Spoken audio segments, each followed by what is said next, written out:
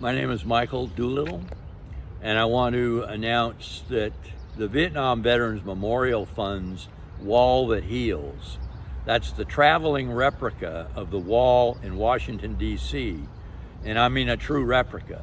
Every misspelling, every mispunctuation is also on this wall. It is the only wall that is sponsored by the Vietnam Veterans Memorial Fund, and it's coming to Hilo in January.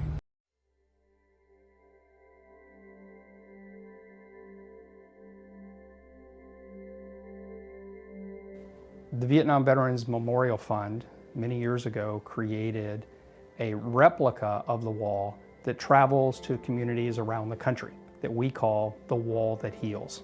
This mobile replica really is about taking the names home to communities large and small to allow people to have that same kind of healing experience, to come and show their respect, to remember those 58,000 whose names are on the wall, as well as the 2.7 million Vietnam veterans who served who returned home.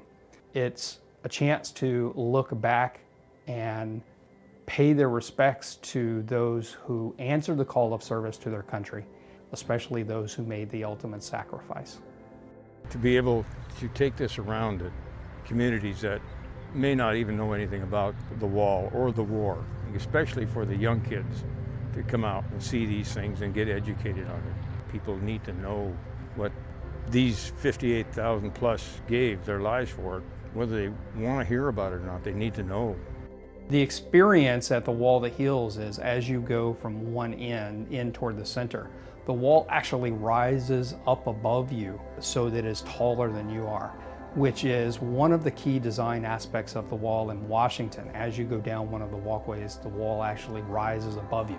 And I think that has a psychological impact where you actually understand that there is something important here. It is so large that it creates an emotion of power, and you understand you're supposed to stop, you're supposed to think about it.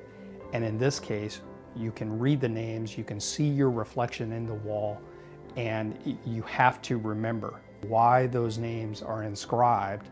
These are people who sacrificed their lives for our country.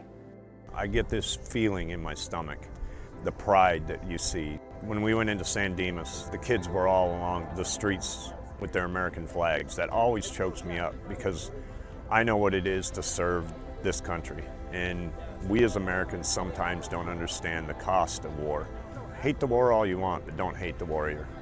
I met a couple of guys here this morning, and one guy, I walked up to him and he started crying already. Man, that makes me feel good. Not that he's crying, but that he's here to have bonding with someone and being able to find his buddy on the wall. It means so much.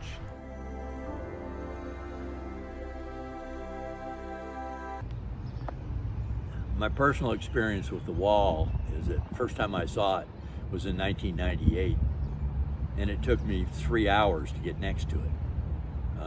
The second time I saw it was in 2009. It was a little easier, but still difficult.